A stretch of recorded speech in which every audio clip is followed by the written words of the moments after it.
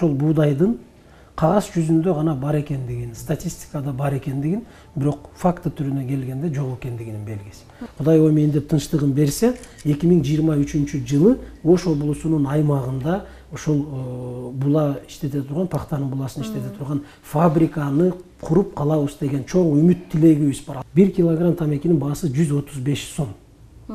Бул дыйкан үчүн өтө чоң жардам болот. Эгерде мына Кудай тынчтыгын берип, ден соолук берип, биз ошол илгерки союздук түшүнүктөн кете албай атабыз да, дыйкандарыбыз дагы. Ошол союздук түшүнүк менен эле талаага алып келип шарылдата сууну жөөккө кое берет. Дыйкандарыбыз дагы бизге кошулуп, бизге колдоо көрсөтүп, сунуштарды берип, демилгелерди көтөрүп, биз менен чогуу ушул айыл чарба багытын оңдоого өтүшүбүз керек. Эгерде биз бардыгыбыз жапа-тырмак аракет кылбай турган болсок, анда бирибиз оңго тартсак, бирибиз солго тартсак, бирибиздин кылганыбызды экинчибиз сынап отурсак, анда эч убакта айыл чарба тармагы, экономика тармагы, эч тармак алдыга жылып өнүкпөйт. Саламатсыздар, урматтуу телекөрүүчүлөр, ынтымактын эфирдик жүрүшүн маек программабыз улантат. Биз алдыдагы мүнөттөрдө Ош облусунун аймагындагы айыл чарба багыты тууралуу кенен сөз кылууну туура көрдүк. Бул темага байланыштуу бизде атайын коноктор дагы бар, тааныштырып өтөйүн. Президенттин Ош облусундагы ыйгарым укуктуу өкүлүнүн биринчи орун басары Данияр Жаныкулов, саламатсызбы? Жана ошондой эле Нокат райондук агрардык өнүктүрүү башкармалыгынын башчысы Турдиев Мухаммед Халил мырза, саламатсызбы? Жана ошондой эле Баек жоопкерчилиги чектелген коомунун жетекчиси Камчиев Гүлжейит мырза, саламатсыздарбы? Студиябызга куш келипсиздер. Урматтуу коноктор, алгачкы эле биз максат койдук. Жогоруда мен айтып өттүм, Ош облусунун аймагында ушул айыл чарба багыты боюнча сүйлөшөбүз. Данияр мырза, сөздү сизге берсем, ушул Ош облусундагы айыл чарба багытында азыркы кандай пландар бар, анан кийин өнүктүрүү боюнча сиздердин планыңыздар? Рахмат, кутмандуу кечиңиздер менен, урматтуу телекөрүүчүлөр. Биз негизги ушул айыл чарба багытындагы саясатты өзгөртүү жолун тандап алып, жаңыча бир жаңыланууларды киргизели деп жаткан аракетибиздин негизги максаты бүгүнкү күндө анга түртүлүп бара жаткан айыл чарба тармагын туура багытка буруп кетүү. Чындыкты моюнга алышыбыз керек. Мына 30 жылдын ичинде чакан мамлекеттеги айыл чарба багытындагы жерди тартипке салып койсо болмок. Бирок тилекке каршы туура эмес жүргөн мамлекеттик ушул айыл чарба багытындагы саясаттын, айыл чарба багытына тиешелүү жетекчилердин туура эмес саясатынын арты бүгүнкү күндөгү айыл чарба багытындагы чындыкка алып келип отурат. Мен эки мисалды айтайын. Мына быйылкы жылы 7611 тонна биз Ош облусунан материалдык резервтер фондуна кылкандуу даана эгиндеринин ичинен ушу буудайды аштык буудай кылып өткөрүшүбүз керек экен, план боюнча. Бирок бүгүнкү күндөгү факт 221 тонна менен токтоду. Бул эмнени билдирет? Бул деген ошол буудайдын кагаз жүзүндө гана бар экендигин, статистикада бар экендигин, бирок факты түрүнө келгенде жок экендигинин белгиси.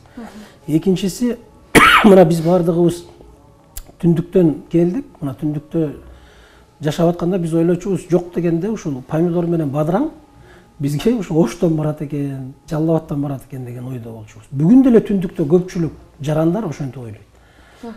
Чындыгында биз өзүбүз Ош облусун, өзүбүздүн Ош облусундагы дыйкандар менен помидор, бадыраң менен камсыз кыла албайт экенбиз. Ички рыногубузда. Биз бадыраң менен помидорду дагы сырттан экспорт менен алып келет экенбиз. Мына кошуна Өзбекстан Республикасынын Андижан облусундагы, Фергана облусундагы бардык баягы күнөсканалардын бүт бардыгы өндүргөн продукциясынын дээрлик көпчүлүк бөлүгүн бизге экспортко киргизет. Анан ушундан улам чоң суроо туулду. Эмне себептен мындай? Жерибиз бар, иштей турган элибиз бар. Аба ырайыбыз деле кошуна Өзбекстандан эч кандай айырмаланбайт. Эмне себептен бизде ушундай болбой атат? Анан ушунун артынан изденүүлөр башталды. Дыйкандар менен сүйлөшүүлөр башталды. Айыл чарба багытындагы райондогу жетекчилер менен сүйлөшүү башталды. Эмнеден аксап атабыз? Кайгына биз туура эмес жол менен кетип баратабыз. Кай жерден кай жака, оң жака баягы багытты оңдоп бурушубуз керек деген маселе көтөрүлүп чыгып, анан биз айыл чарба министрлигинин алдына, министрлер кабинетинин алдына ошондой сунуштарды бере баштадык.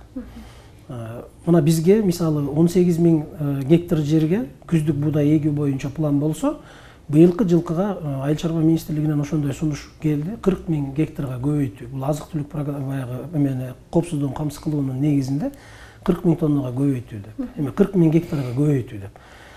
Анан биз каршылыгыбызды жаздык. Урматтуу Айыл чарба министрлиги, бул туура эмес саясат. Биз буга чыкпайбыз. Деп ана биз түшүндүрүп бердик. Мына буудай былтыркы жылга ала турган болсок, мына жалпы эсеби мен атайын санындагы ала келдим. Былтыркы жылкыга алсак 23 центнерден айланды. Буудайдын орточо түшүмдүүлүгү. Бул деген дыйкан 1 гектар жерден 2 тонна 300 килограмм буудай алды дегенди билгизет. Базардын баасы 22 сом. 22 сомдон болсо 44 000 сом болот экен. Ошол жердеги түшкөн пайда дыйканга 44 000 сом. 44 000 сомдун 30 000 сому бул чыгым. Айдоосуна, себүүсүнө, жер семирткичине, башкасына, үрөнүнө кеткен акча, дыйкандын чөнтөгүнө түшө турган пайда 14 000 сом. 1 гектардан. 10 гектар жерге, мисалы 10 соту жерге күнөшкана жасаган балдар бүгүнкү күндө биздин өзүбүздүн Кыргызстанда бул жомого эмес, башка эмес, ойдон чыгарылган нерсе эмес. 10 соту жердеги күнөшканадан 1,5 миллион сом таза киреше таап атышат. Мына алды кече Каныбек деген мырза бар, Кара Суу районунда, Ноокат эмеде Араван районунда күнөшканаларды иштетет. 10 соту жердеги күнөшканадан 2 миллион пайда таптым дейт. 2 миллиондун 500 000 сомун чыгымга чыгарып салайын дейт. Иштегендери, уругу, башкасы болуп чыгарганда дагы, ошо жылыткан көмүрүнө кеткен акчасын чыгарганда дагы 1,5 миллион сом таза киреше таптым. Эмне себептен биз ушундай нерсеге өткөрсөк болбойт деп анан дыйкандарга түшүндүрүү иштерин жүргүзүүнүн аракетин көрүп атабыз. Анан бизде мындай экен да, жердин шартына, элдин шартына карабайт экен да. Бишкекте отуруп эле, Айыл чарба министрлиги Бишкекте туруп эле анан пландарды берип коет экен, кагаз жүзүндө эле. Мынча кылыш керек, мынча кылыш керек, мынча кылыш керек. Ал бул жерде ошол план иштейби, иштебейби, өтөбү, өтпөйбү, элдин шарты кандай ошону аткарганга аны ойлонгон, суранган эч ким жок. Анан бул жердеги дыйкандар менен баардыгыбыз сүйлөшүп, кеңешип көрүп, биз ушундай чечимге келдик. Элдин жердин шартына жараша дыйкандарга мүмкүнчүлүк берели. Мисалы, мына Араван району, Кара Суу району пахтага илгертен жеринин шарты дагы, элинин шарты дагы ошого ылайыкталып келген, ак пахтанын мекени болуп келген. Биз ошол пахтага өткөзөлү деп атабыз. Пахтадан мына 1 гектарынан эгерде былтыркы жылдын баасы менен алсак, 110 сомдун тегерегинде кетти, 110-115 сом тегерегинде. 1 гектар жерден где-то 400 000 сом табат экен акча. Ошонун бир 150 000 чыгымга кетсе дагы 200-250 000 сом тегерегинде дыйкан пайда көрөт экен. Ноокат району, мына Ноокат району, айрыкча Ноокат району, Өзгөн району, анан Кара Суу районунан кичине жерлер бар экен, тамеки. Тамеки өстүрүлгөн. Саралтындын мекени деп Ноокат району илгертен Союздан бери ошол Саралтындын мекени деп айтылып келген. Ошол Ноокатканда биз тамекини көбөйткөнгө мүмкүнчүлүк берели деп атабыз. Ноокат Өзгөн ушу Кара Суунун айрым жерлеринде. Эмне себептен? Тамеки мына быйыл 130-дан 135 сомдун тегерегинде алынды. Сырттан муктаждык бар. Кайрылып атышат, чоң-чоң заводдордун баардыгы кайрылып атышат. Бизге ушунча тонна тамеки бергиле деп. Биздеги бар фирмалар анчалык көлөмгө чыга албайт, бере албайт. Себеп дегенде айдаган дыйкан аз. Ошон үчүн мына быйылкы жылдын эсебинен биз ушу тамеки менен пахтага аракет кылып атабыз, басым жасап атабыз, анан жашылча жер жемиштерге. Биз айтып атабыз Айыл чарба министрлигине бардыгына буудайды шарты жакшы жерлерге өстүрүңүздөр. Мисалы, ушу буудайдын өсүшүнө аба ырайынын шарты жакшы, жеринин шарты облустар бар да, мисалы, Чүй облусу, башка облустар, ошол жактарга буудайды көбүрөөк бериңиздер, биз калган жагын өндүрүп берели деп азыр ушундай сүйлөшүүлөр менен келип, Айыл чарба министрлиги да акыры ушуга макул болду. Мына быйылкы жылкыга Кудай буйруса биз буудайдын, күздүк буудайдын көлөмүн 18 000 гектардын тегерегинде калтырдык. Азыр ушу дыйкандарды жазга дайындап атабыз, Кудай буйруса. Ушу тамекиге, пахтага, анан жашылча жер жемишти көбөйтүүгө өткөзөбүз деп. Рахмат, Мухаммед Халил мырза, айтсаңыз, ушу жогоруда Данияр мырза айтып өттү, ушул Ноокат району тамеки өстүрүү боюнча басым жасалат деп. Сиздер кандай иштерди жасайын деп пландап атасыздар ушул жаатта?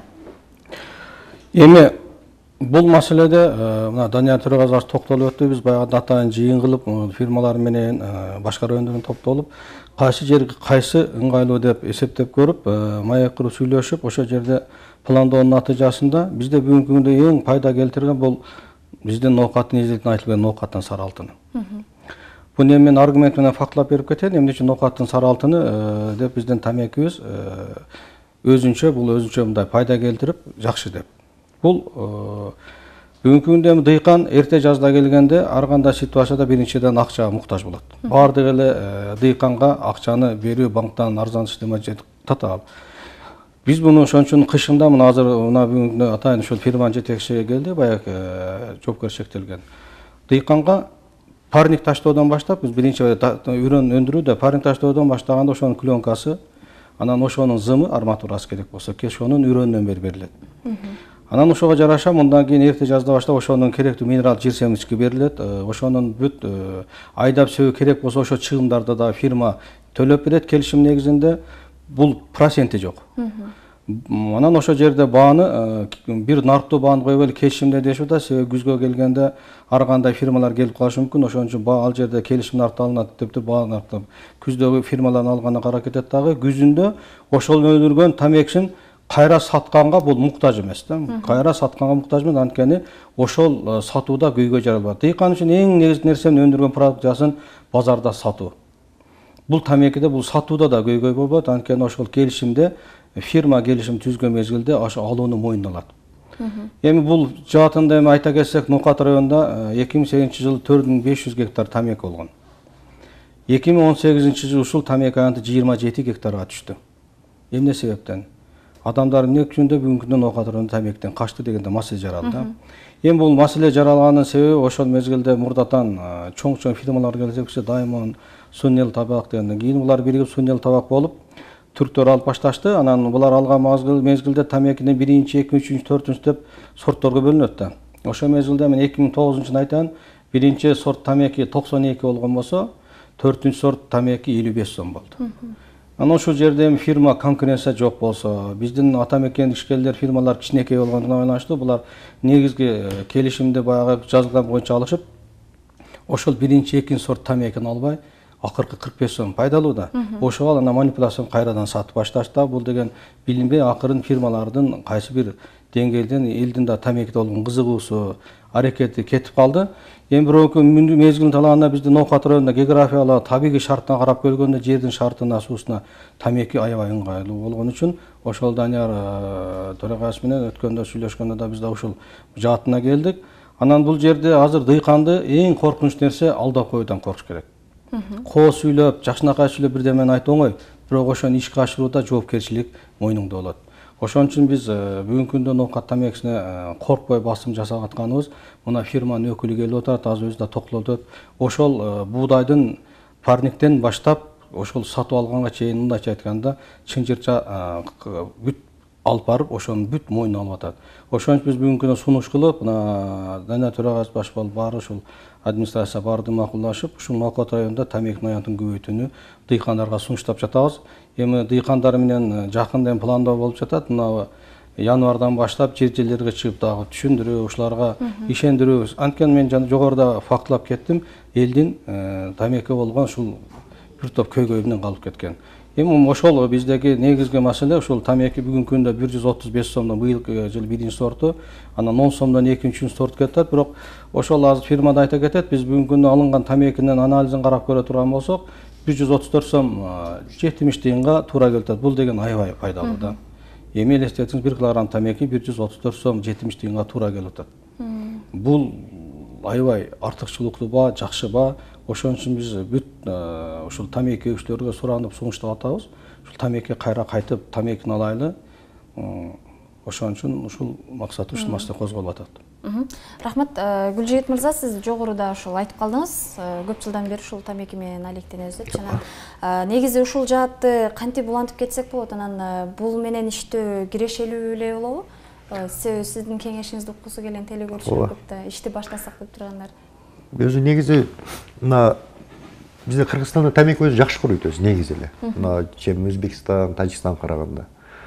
Биздин тамекибиз жакшы, уже кардарлар да билет биздин тамекини. Чоң компаниялар алып жүргөн, буга чейин эле мына 2015-жылга чейин дүйнөдөгү эң чоң компанияларга сатып жүрүшкөн.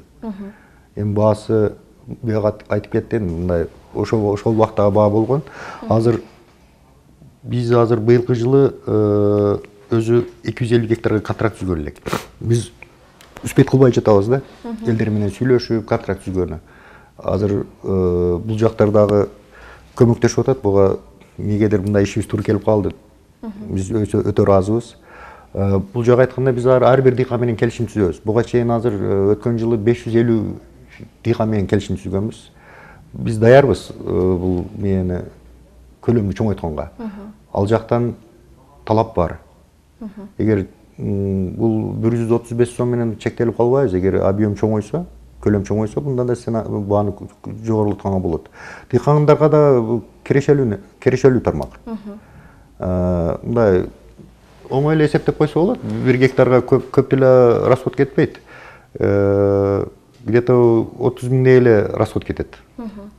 А уже жок деген 2 тонна алса, уже 135тен саткан деле уже 300 миңге жакындап калып атпайбы? Ошо оңой эле бул. Бизде өзү ноокатта тамеки жакшы куруйт. Демек, колго алып кетсек болот. Колго алып кетсек болот. Буга чейин бул жаңылык эмес. Бунда бизде чоң клейген заводдор бар. Мына Орто Азиядагы эң чоң заводдор, мына Кызылкияда ТФЗ завод, даярда заводдор даяр. Ушу дыйкандар лексе, биздин кардарларыбыз даяр, алып кетсек болот. Рахмат, Даниярымызда жогоруда айтып атпайсызбы? Ушул тамекичиликти колго алгандан кийин анан балким ушул расмий тараптан дыйкандарга кандайдыр бир көмөк дагы керек болушу мүмкүн да. Бул жаатын дагы сиздер ойлонуп көрдүңүздөрбү? Биз азыр мына губернатордун тапшырмасы менен ушу январь айынан баштап каникулдар кандай бүтөт, 8-inde каникул бүтсө, ушу 9-10-дан баштап райондорго чыгуу боюнча график кылып атабыз. Ноокат районунан баштайбыз, мына Кудай тынччылыгын берсе. Ноокат районунан баштап Ноокат, Өзгөн, анан Кара Суу районундагы тамеки эгүүчүлөрдүн арасында ар бир айыл өкмөткө барып, дыйкандар менен жолугушуп, анан дыйкандарга түшүндүрүү ишин жүргүзөбүз. Жоопкерчилиги чектелген коомдун негизги эмеси эмне? Биздеги негизги мына айыл чарба багытындагы жанагы кемчилик, иштин кемчилиги деп атканыбыз ушул болуп атат да. Тамекини сатып алуучулар өзү менен өзү, дыйкан өзү менен өзү. Бирдиктүү саясат кылып, экөөнүн башын кошуп, жөн эле бириктирип, эки жакты колдоого алып, анан түртүп кеткен машина жок да, түрткү жок артында. Бул кишилер өздөрүнүн аракети менен чуркап атат, дыйкан өзүнүкү менен чуркап, анан ортодо болсо болуп калат, болбосо болбой калат деген мамиле да. Биз бул кишилер бизге кайрылып келгенден кийин мына баштадык, азыр бардыгын колго алалы дагы биз сиздерге түрткү болуп артыңыздарга туруп берели. Алдыга чыгып иштеп бериңиздер деп атабыз. Фирма эмне кылат? Жоопкерчилиги чектелген фирма ушул жердин айдоо себебисинин бардыгына, эгерде дыйканга каржы керек, менде каржы жок эле жардам бергиле десе, каржысын берет, үрөөнүн берет, жер семирткичин берет, пленкасын берет. Анан күзүндө Кудай кааласа дыйкан таманакы маңгай терин төгүп ошол жерге иштеп жайы менен анан жакшынакай түшүм алып бере турган болсо, ошол түшүмдү дагы коромжу кылбай фирма кайра сатып алат. Ушул милдетти фирма өзүнүн мойнуна алып атат. Биз ошон үчүн мына ошол жоопкерчилиги чектелген коомдун өкүлдөрүн, айыл чарба департаменттеринин башчыларын бардыгын кошуп алып, январь айынан баштап дыйканга чыгалы деп атабыз. Айыл чарба багытындагы негизги иш бул талаада дыйкандын үйүндө, жеринде болуш керек. Кабинетте эмес. Айыл чарба багытындагы иштеп аткан тармак өзү 9-дан 5-ке чейин кабинетине келип отуруп, анан кагаз жазып, катка жооп берип кетип кала турган тармак эмес. Бул толугу менен ошо дыйкандын жеринде жүрүш керек, талаада жүрүш керек айыл чарба багыты. Айыл чарба министрлиги ошо талаага түшүш керек жерге. Жерге келбесе, борбордо отура берип, тиги имаратта отуруп алып маселени чечкен менен бул жакта алардын жүргүзгөн саясаты бул жака жетпей жаткандыгын биз бүгүн мына аткаруу бийлигине келип, өз көзүбүз менен чындыкты көрүп атабыз. Анан бул маселени бүгүн эгерде биз өзгөртүп калбасак, бүгүн бул маселенин үстүндө иштеп калбасак, мунун арты кийин кеч болуп калат. Өтө айыл чарба тармагын биз жок эсеге чейин албай коюшубуз мүмкүн. Ошондуктан бүгүнкү аракетибиздин бардыгы ушунун аркасында жүрүп атат, оңдойлу түзөйлү деп. Анан таяктын эки учу бар да дайыма. Бизде мындай бир нерсе баягы адамдардын арасында мындай үчүнүк болуп калганда, эмне кылат экен ушулар дейт да, сын көз менен карап турушат. Мына ушулар баштап алыптыр го ишти, колдорунан келет бекен, келбейт бекен деп сынап карап турат да. Кыла турган болсок, биз бардыгыбыз бирдей кылышыбыз керек. Мамлекет бул бир организм, бүтүн организм. Эгер ошол мамлекеттин бүтүн организминин бир органы иштебей кала турган болсо, организмдин бүт башка органдары кыйналат. Ошон үчүн ар бир мамлекеттик мекеме айыл чарба багытына жардам бериш керек. Бул айыл башчысынан, айыл өкмөттөн, райондон, губернатордон, министрлер кабинетинен бардыгы барып, айыл чарба министрлиги бардыгы келип туруп, байланыштуу бирдей мамлекеттик саясатты жүргүзгөндө, ошондон машинанын төрт дөңгөлөгү тең бирдей жүрө баштайт. Эгерде биз ошого келбесек, бири-бирибизди сынап карап отура бере турган болсок, анда иш алдыга жылбайт. Буга дыйкандар дагы өздөрү аракет кылыш керек. Дыйкан дагы мамлекет берет, мамлекет качан кылып берет, мамлекет келип түшүндүрсүн, мамлекет келип көрсөтсүн деп олтура бергенден эчтек алдыга жылбайт. Өлкөбүздөгү мына анын ичинде Ош облусундагы айыл чарба тармагын айтабызбы, экономиканы айтабызбы, ийгилиги болсо баардык Ош облусу бирдей көрөбүз, жакшылыгын. Жакшы десе Ош облусуна тиет. Бул ар бир дыйканга, ар бир мамлекет кызматкерге тиет. Эгер кемчилиги болсо, ошонун жаман жагы боло турган болсо, анын азабын дагы чогуу тартабыз. Бир эле адам, эки эле адам тартып калбайт. Бул жалпы тармактын тарта турган иши да. Биз ошону элге жеткизели деп атабыз. Бүгүн келгиле иштейли. Бизде кандай жерге болгон мамиле? 1 гектар жерге бедени себеп коет дагы, аны жата берет. Чай чырт түкүрүп, Кудай буйруса күзгүгө аба ырайы жакшы болсо, суу жакшы келсе, башка болсо бир 150-180 түптө эмеден тиги түп чөө алам дейт. Анан ошону күзүндө келем дагы 280 сомдон 300 сомдон сатып берем дейт. Анан ошо быйыл дагы бир аба ырайы кургакчыл болуп, неме болуп калса экен, баягы чөптүн баасы көтөрүлүп калса экен, анан ошончо мен көбүрөөк сатып алам деп отурабыз. Мээнет кылган дыйкан жанагы жер акысын эр акысын жер жебейт деген кыргызда жакшы сөз бар да. Мээнет кылган дыйкан 10 соту жерден жанагынтип 1,5-2 миллион сомго чейин киреше таап атат. Биз эрте жазда эгип коюп, күзүндө эле баягы эмени күтүп отура берген саясаттан кетишибиз керек. Азыр биз ошонун үстүндөгү аракетибизди жүргүзүп атабыз. Мына колдон келген райондордун жеринин шартына бөлүп берели деп атабыз. Мына тамекинин ноокатка берели. Бүгүн 135 сомдон болуп атса, мүмкүн эртең 140 сом болуп калат. Муну эч ким билбейт. Мүмкүн 2 жыл кармайт ушул бааны, мүмкүн 3 жыл кармайт. Ушул учурда пайдаланып калалы. Ана дайыма эле баягы тамеки менен эле бир эмени өстүрүп кете берсек, ал дагы туура эмес болот. Себеп оборот бар, башка бар, алмаштырышыбыз керек баягы жерлердин бардыгын. Мына Талас облусунда фасоль. Талас облусун бул Аллага шүгүр дешибиз керек. Элинин жашоо шартын бир топ жакшыртты. Фасоль. Бир топко көтөрдү. Баа жакшы болуп берди. Эми ошондо караңыз, килограммы 60 сомдон 100 сомго чейин, 100 сомго, 105 сомго чыкса, сүйүнүп, мына быйыл баа жакшы болду, куш болду деп, дыйкандар жакшы түшүм алып, жакшы сатышып, кадимкидей экономикалык жактан адамдардын жашоо шарты көтөрүлдү. 1 килограмм тамекинин баасы 135 сом. Бул дыйкан үчүн өтө чоң жардам болот. Эгерде мына Кудай тынчтыгын берип, ден соолук берип, быйылкы биз жүргүзүп аткан экспериментибиз Ош облусунда ишке ашып калса, бул дыйкан үчүн абдан чоң пайда, чоң жардам болот. Биз жоопкерчилиги чектелген коом, бул кишилер бизнесмендер да булар. Ар бир рынокты эсептеп көрүп, карап, анан ар бир тыйынын санайт, эсептейт, пайдасын эсептейт, башкасын эсептейт. Анан биз бул кишилерди түртүшүбүз керек. Рахмат айтышыбыз керек. Келгиле, дыйкандарыбызга шартты түзүп бергиле, дыйкандар өндүргөн продукцияны алгыла деп, биз ишкерлерди колдоо кылып, ошолор менен мамиле түзүп тартышыбыз керек. Бизде бүгүнкү күндүн чындыгы ушундай экен, бул кишилерге колдоо жок. Өзү менен өзү чуркап жүрөт. Өзү менен өзү аракет кылып атат. Мисалы мына 250 гектардын тегерегинде келишим түзөт экен, бир жылга 250 гектар. 300 тоннанын тегерегинде тамеки алат экен, берет экен. Мына жакынкы эле Россиядан, Орусиядан 2000 тонна тамекиге муктаждык бар, булардан сурап атат. 2000 тонна тамеки керек бизге, бергиле деп. Биз болгону 300 тоннаны берип, башка алар жерибиз жок, туруп калып атабыз. Быйылкы жылдын эсебинен Кудай буйруса ушуну 500 гектардан 700 гектарга чейин деп коюп атабыз, максимальный планды. Көтөрсөк, ошондо биз жок дегенде ушу 2000 тоннанын тегерегине жакыныраак барат экенбиз да, чыгып. Ушуга жетели деп атабыз. Максат бирөө гана, дыйкандын өндүргөн товарын жакшы баада өткөрүп, дыйкандын жайы менен төккөн маңдай терин кайтарып бериш. Бизде башка максат жок бул жерде. Рахмат, Гүлжигит мырза, ошол сиз көп жылдан бери алектенип жүргөн адис катары айтсаңыз, ушул пайдасынан дагы бир тобокелчиликтери дагы барбы? Буну коркпой эле баштай берсе болобу негизи дыйкандар? Ошо тобокелчилик эле, ошол биз ар бир дыйкан менен келишим түзүп, ошол тобокелчиликти жокко чыгарып атабыз да. Өзүбүз мойнубузга алып атабыз. Ошо биз азыр уже жылда эле ошол контракт түзөбүз элдер менен, дыйкандар менен. Азыр дагы уже даярдап койдук, мына 23-жылга. Биз кепилдик беребиз, колундагы ар бир тамекини, ар бир акыркы килограммга чейин сатып алганга.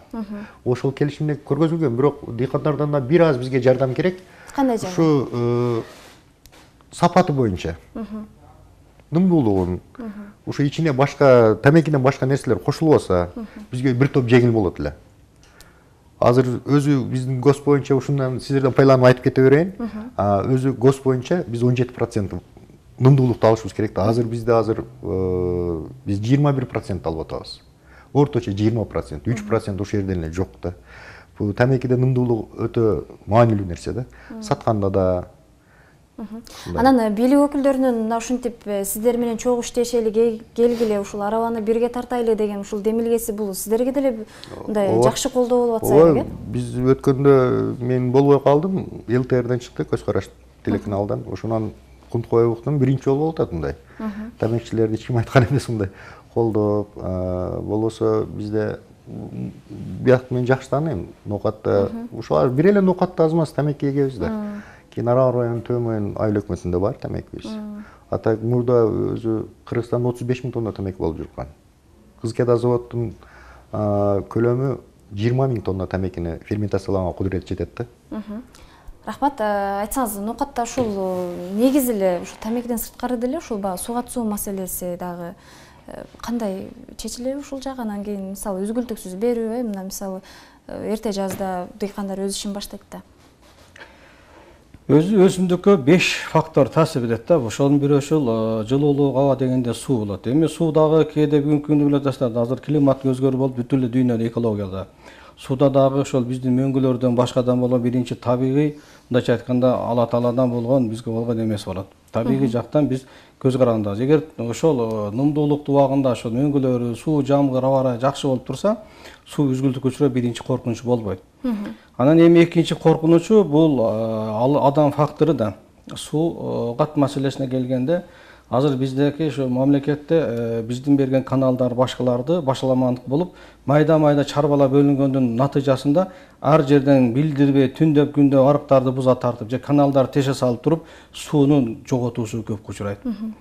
Анан эми ушуну болтурбаш үчүн ушу мамлекет концепция 2013 иштеп кооператив түзүү болгон. Азыр ирилештирүүгө мен ойлойм жакын жылдарда дыйкандар өздөрү барат. Себеби биринчиден сууну үнөмдөө чыгаш азаят, жерлер бириккенде айдап сөөгө кеткен. Мындайча айтканда өздүк нарык бир топ жеңил болот да. Быйылкы жылы жаңыдан 11 кооператив түзүлдү Нокат району аймагында. Биз ушул кооперативди айтты азай эптеп эле кооперация түзүп, бүгүнкү баягы 390 чыккан жер алуу маселе эмес, ушул жерлерди жакшыртып, элдерге бир пайда келтирүүчү өсүмдүктөрдү өгүп карайлы деп атабыз. Анан ушул жерде тобокелчилик жөнүндө айта кетейин. Эми бул Гөлжигит мырза тобокелчиликти этиятты айтып атат. Бул жерде дагы бир маселе бар. Тобокелчиликти айтмам, мен форс-мажор вариант бар да.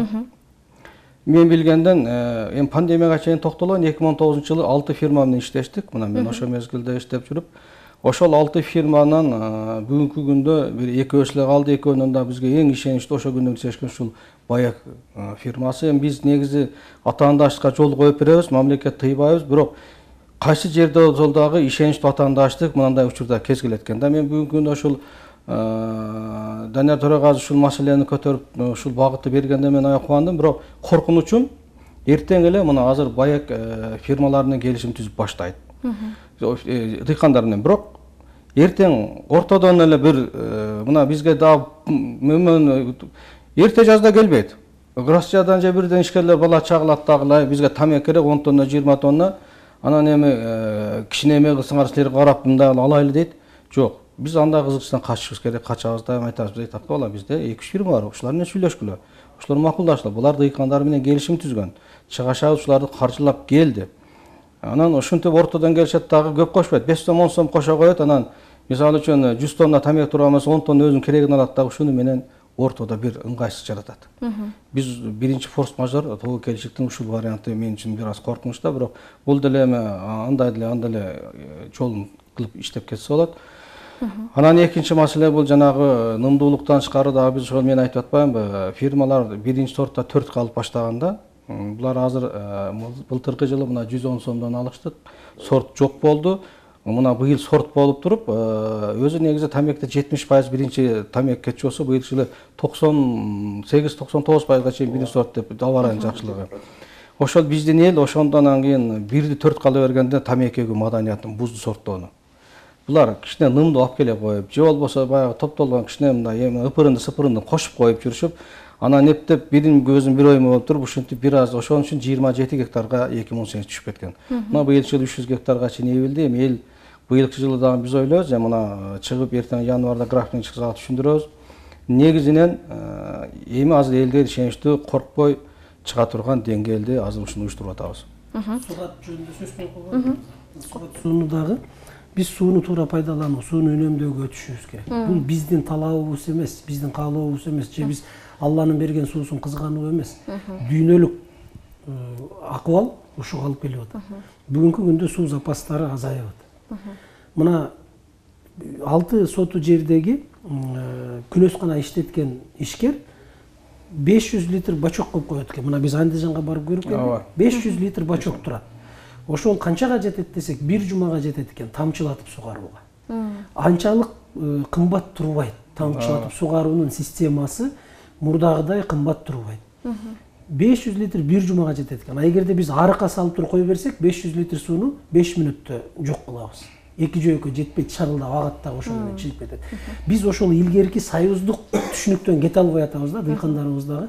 Ошол союздук түшүнүк менен эле талаага алып келип шарылдата сууну жөөккө кое берет.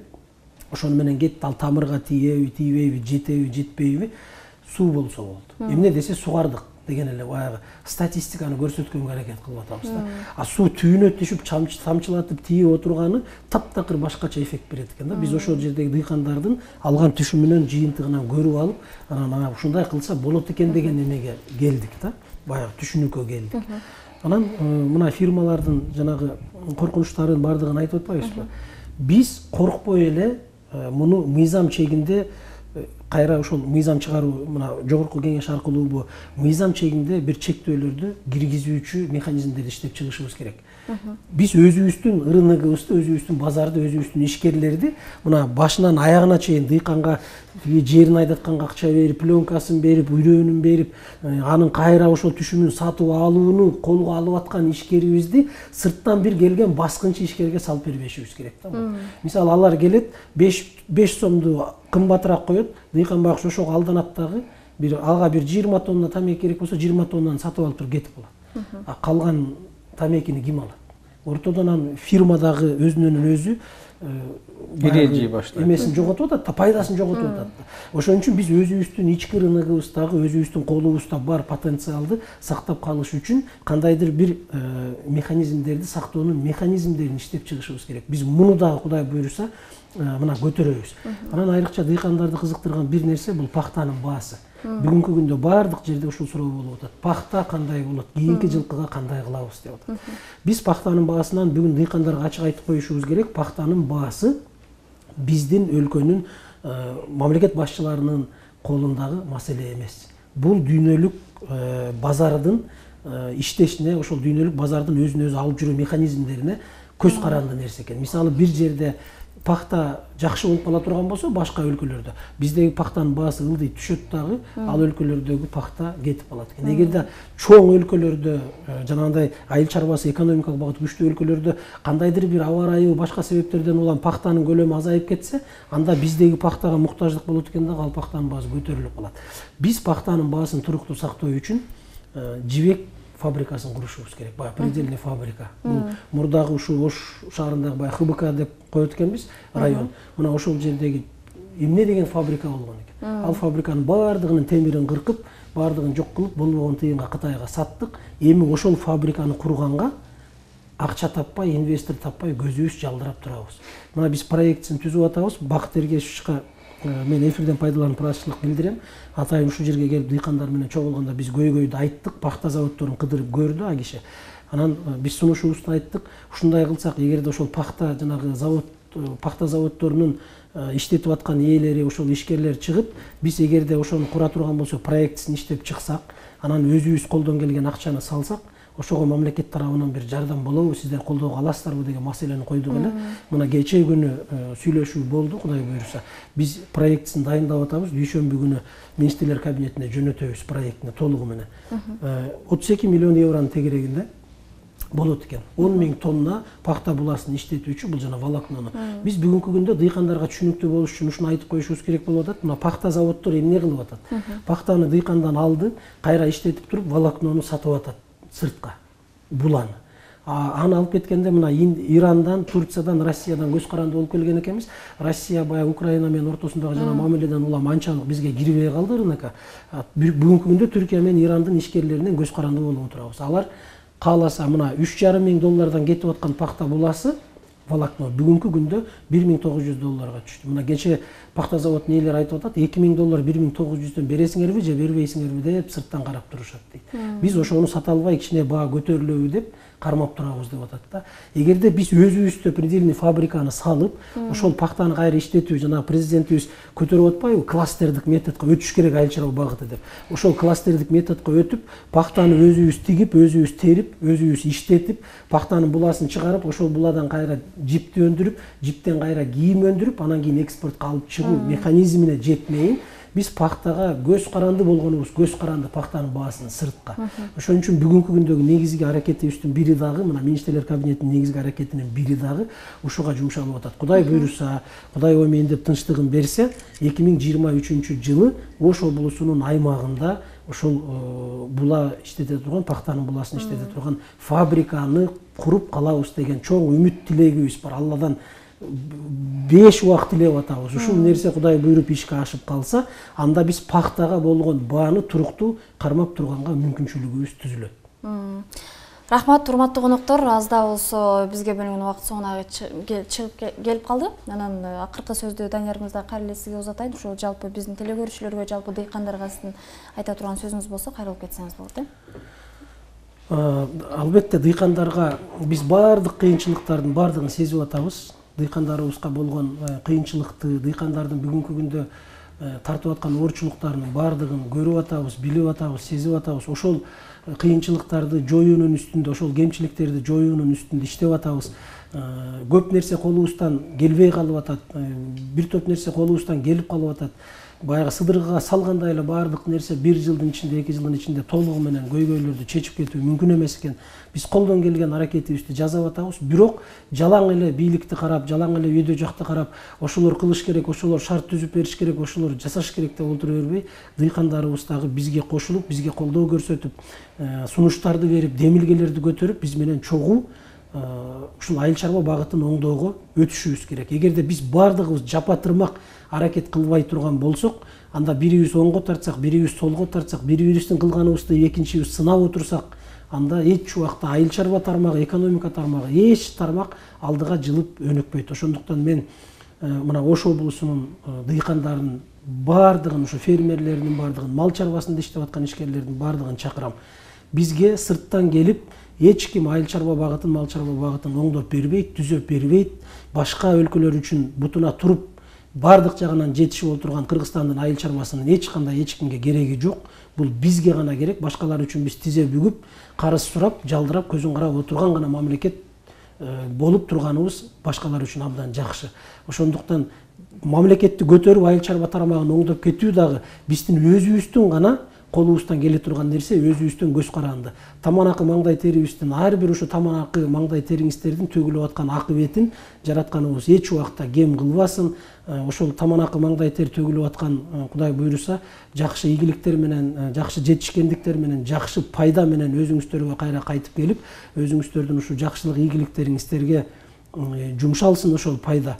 Баардыгыбыз бирдикте жапа-тырмак өлкөнү көтөрүп кетүүгө, оңдоп кетүүгө, айыл чарба багытын түзөп кетүүгө жапа-тырмак эмгек кылалы. Мен баардыгыңыздарды ошого чакырам. Урматтуу коноктор, алгачкы ирет ушул сиздерге атайын убактыңыздарды бөлүп келип бергениңиздер үчүн сиздерге дагы бир ирет ыраазычылык билдирейин. Урматтуу телекөрүүчүлөр, бүгүн биз сиздерге Ош облусунун аймагындагы айыл чарба багыты боюнча кенен маалымат бердик. Берүүнү мен Мимоза Жаныбек кызы алып бардым. Саламатта калыңыздар.